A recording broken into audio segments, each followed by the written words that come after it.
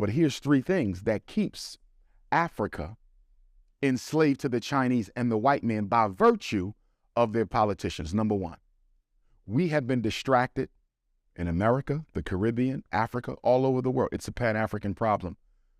We have been distracted from development with democracy. Everybody's focusing on who to vote for. You're not looking at the conditions. What's going to change whether he wins or he wins? Because guess who's financing both of them?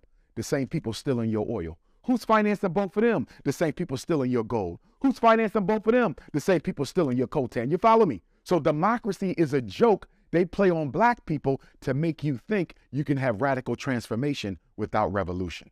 The reason the white man pushes democracy globally so hard is if there's ever a breakdown in the black man's confidence in democracy, the only alternative is revolution. So that's number one. Democracy is a distraction from development. Number two, when I travel, especially Africa, but it's true in the Caribbean also, black people are more concerned with their tribe being in control than they are with liberation from foreign control. Are you following me? I've seen it.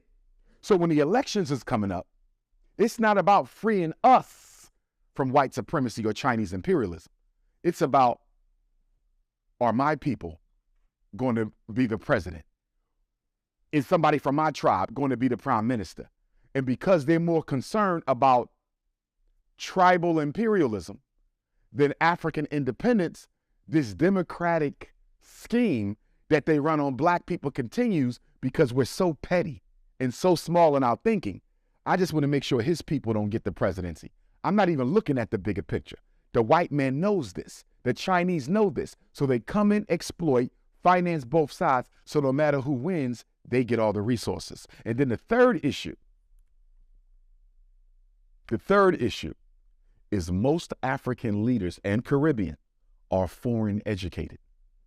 They go to Britain for their education. They go to France for their education. They go to Belgium. They come to America for their education. And what did Dr. Carter G. Woodson say in Miseducation of the Negro? The college-educated Negro is seldom of any use to his race because the education he gets is an education that takes him away from identification with his people. So most of our African and Caribbean and American leaders are Negropean.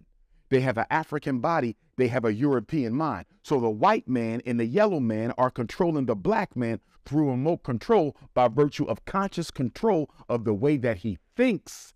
The entire thought process of the African leader, there's a few exceptions, but for most of them and the Caribbean, the entire thought process is that of a white man. How can we get free?